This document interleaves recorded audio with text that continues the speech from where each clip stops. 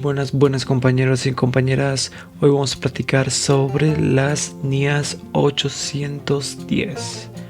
Vamos a comenzar.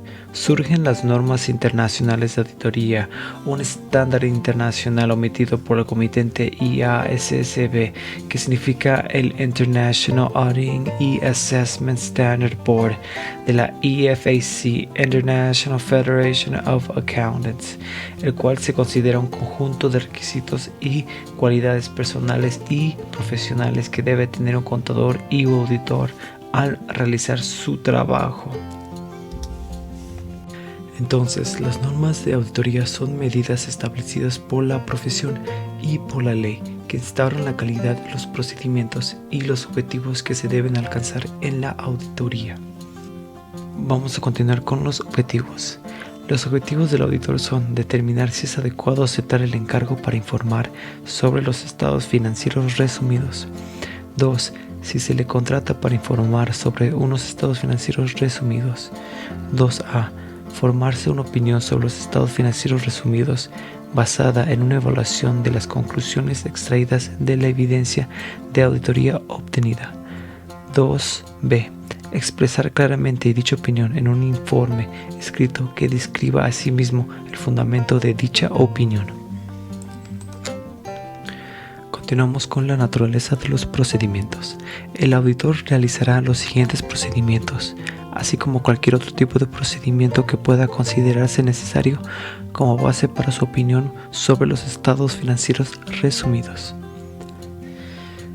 Primero, evaluar si los estados financieros resumidos revelan adecuadamente el hecho de ser resumidos e identifican los estados financieros auditados.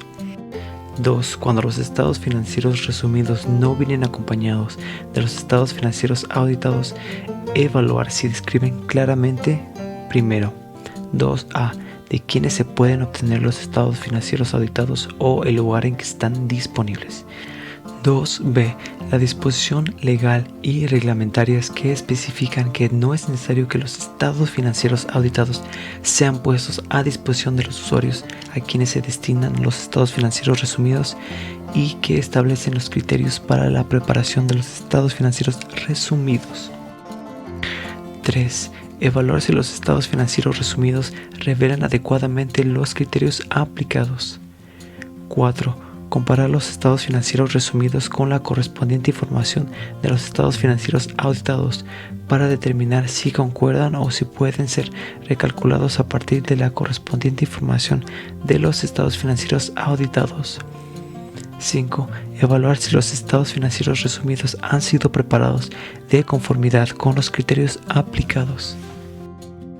6. Evaluar teniendo en cuenta la finalidad de los estados financieros resumidos, si contienen la información necesaria y si su nivel de agregación es adecuado, de forma que no induce a error en las circunstancias. 7. Evaluar si los estados financieros auditados están disponibles sin excesiva dificultad para los usuarios a quien se destinan los estados financieros resumidos, salvo que las disposiciones legales o reglamentarias dispongan que no es necesario que sean puestos a su disposición y establezcan los criterios para la preparación de los estados financieros resumidos. Continuamos con la información en documentos que contienen estados financieros resumidos. Primero, el auditor leerá la otra información incluida en un documento que contenga los estados financieros resumidos y el informe de auditoría correspondiente, con el fin de considerar si existe una incongruencia material entre la otra información y los estados financieros resumidos. 2. Si el auditor identifica una incongruencia material, determinará si debe ser revisados los estados financieros resumidos o la otra información. Si el auditor detecta que la otra información necesita ser revisada, el auditor discutirá la cuestión con la dirección. Continuamos con el informe de auditoría sobre los estados financieros resumidos. Los elementos del informe de auditoría. Primero, el informe de auditoría sobre los estados financieros resumidos incluirá los siguientes elementos. Primero, un título que indique claramente que se trata de un informe de un auditor independiente. 2. Un destinatario. 3. Identificación de los estados financieros resumidos sobre los que el auditor informa. incluido el título de cada estado que se incluye en los estados financieros resumidos. 4. Identificación de los estados financieros auditados. La expresión clara de una opinión.